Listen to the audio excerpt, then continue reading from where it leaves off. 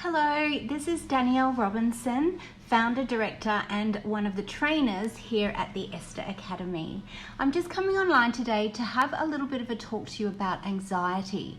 Anxiety is one of the most prevalent mental illnesses in the world. And here in Australia, 1 in 4 people suffer from anxiety.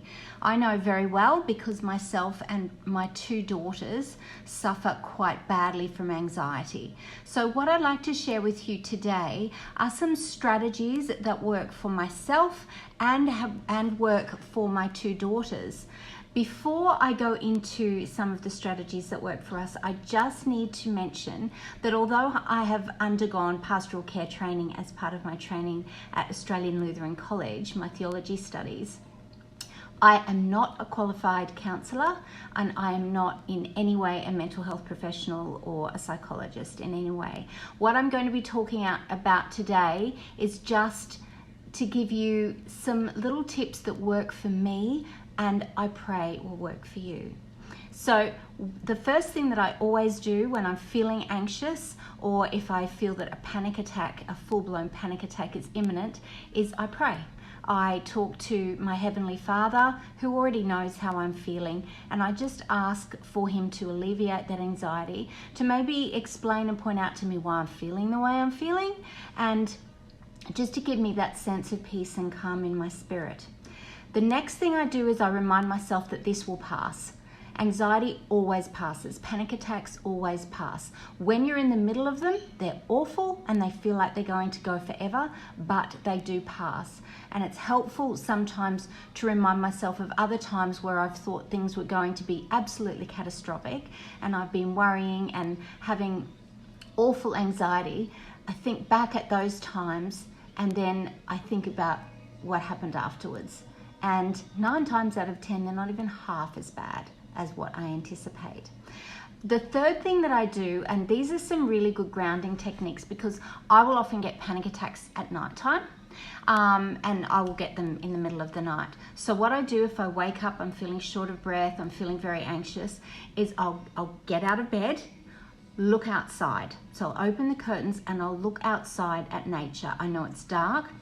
We're blessed where we are, even though we live in the country, that there is quite a bright street light at the back of our paddock, and I can see that, and that gives me a sense of reality and grounding and reminds me that I'm here.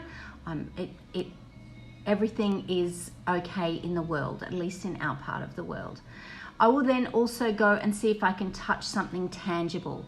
So touch a wall, a piece of furniture, something solid that is going to ground you, that's going to put you back in this particular time and space and will help you connect with your environment. Grounding is really, really important when you're having really bad anxiety.